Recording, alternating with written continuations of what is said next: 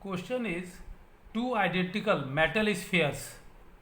Metal spheres identical हैं. Suppose ये दो मेटल के स्फीयर्स हैं. Having charges 8 microcoulomb and -4 microcoulomb are kept at a certain distance apart. So let us say the distance between these two spheres. This is the sphere which is having 8 microcoulomb and this is the sphere which is having -4 microcoulomb. And let us say they are at a distance r apart. मान लो कि ये हवा में रखे हुए हैं. तो ये स्फीयर कुछ नहीं दे रखा तो जरूर ये पॉजिटिव है और ये तो दे ही रखा है ये निगेटिव है. तो इस समय इनके बीच में जो लगने वाला फोर्स होगा according to Coulomb's law and that force is 1/4 pi epsilon naught 1/4 pi epsilon not Q1 Q2 by r square. तो ये Q1 और ये Q2 और डिवाइडेड बाई ये डिस्टेंस. तो ये Q1 है और ये Q2 है. तो हमने एक बात बताई कि जब कूलम्स लॉ में इन Q1 Q2 को लिखोगे तो ये 8 micro is 10 to the power -6 into Coulomb's law में जब हम लोग ये लिखते हैं चार्ज तो इनका माइनस नहीं लिखते, हम लोग चार्ज के मैग्नीट्यूड लिखते हैं.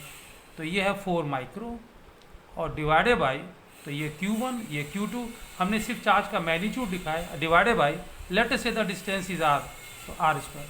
Therefore the force is 1/4 pi epsilon naught 1/4 pi epsilon not 8 4 जा 32 माइक्रो इंटू माइक्रो स्क्वायर या ये 10 टू द पावर -6 ये भी 10 to the power -6 10 to the power -12 वैसे लिख लो और divided by r square. Equation number 1. तो ये दोनों स्फीयर एक पर्टिकुलर डिस्टेंस पर थे तो ये फोर्स इनमें लग रहा था. अब क्या किया, अब क्वेश्चन में बोला है इसने कि अगर इन दोनों को आपस में now they are touched and after that again kept at the same distance. तो ये दोनों स्फीयर थे मेटल के बने हुए थे आइडेंटिकल थे.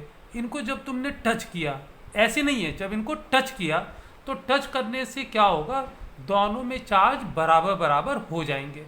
और कितने बराबर हो जाएंगे, तो सिस्टम के पास जो टोटल चार्ज थे उसका आधा दोनों में बढ़ जाएगा. तो समझने की बात यह है कि सिस्टम में टोटल चार्ज कितना है.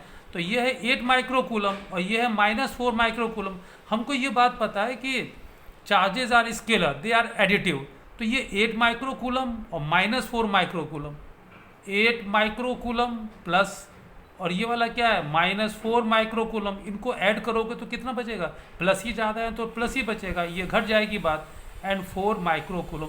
इसका मतलब सिस्टम पर जो टोटल चार्ज है, सिस्टम पर टोटल चार्ज है 4 माइक्रोकूलम पॉजिटिव.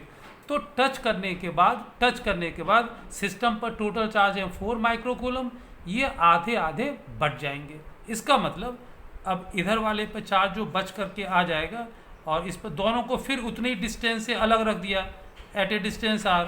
तो सिस्टम पर टोटल चार्ज 4 माइक्रोकूलम था. ये आइडेंटिकल मेटल स्फीयर्स थे. टच करने के बाद जब दूर ले जाओगे तो आधे चार्ज, और आधे का मतलब वही 4 का आधा करोगे तो 2 माइक्रोकूलम इधर बचेगा और 2 माइक्रोकूलम इधर. हाँ, ये पॉजिटिव बचेंगे. अब इनमें क्या लगेगा, हाँ ये दूसरी बात है कि पहले इनमें अट्रैक्टिव फोर्स था, अब ये पॉजिटिव हो गए तो रिपल्सिव फोर्स हो गया. पर वो फोर्स होगा कितना अगर उतने ही डिस्टेंस से अलग रख दिया है. तो now the force is let us say now the force is F dash. Force अब हो गया F dash and this force F dash is 1/4 pi epsilon not Q1 Q2 by r square. तो 2 माइक्रो इंटू 2 इंटू 2 माइक्रो और divided by r square. Therefore the force is F dash is equal to 1/4 pi epsilon naught 1/4 pi epsilon naught 2 into 2 4 micro square divided by r square. Equation number 2. तो पहले हम लोगों ने क्या किया था, पहले स्फीयर्स को अलग थे, इनको टच किया, ये रहे हमारे स्फीयर्स, ये ऐसे अलग थे, इनको r डिस्टेंस पर अलग रख रखा था. तो ये फोर्स इक्वेशन नंबर 1 से आया. अब उनको जब टच किया तो सिस्टम पर टोटल चार्ज 4 माइक्रोकूलम था, वो आधे क्योंकि आइडेंटिकल स्फीयर्स थे आधे बढ़ गए तो 2 माइक्रो. अब ये इतना आंसर आ गया. तो फिर लोगों ने पूछा कि इसको कंपेयर करो, compare the forces in the 2 cases.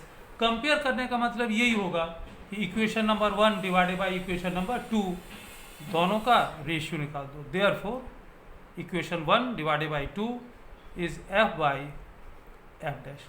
जब डिवाइड करोगे तो ये 1/4πε0 खत्म हो जाएगी, आर स्क्वायर खत्म हो जाएगी, ये माइक्रो माइक्रो स्क्वायर भी गायब हो जाएंगे, और 4 8 जा 32, तो ये आंसर आ जाएगा 8/1।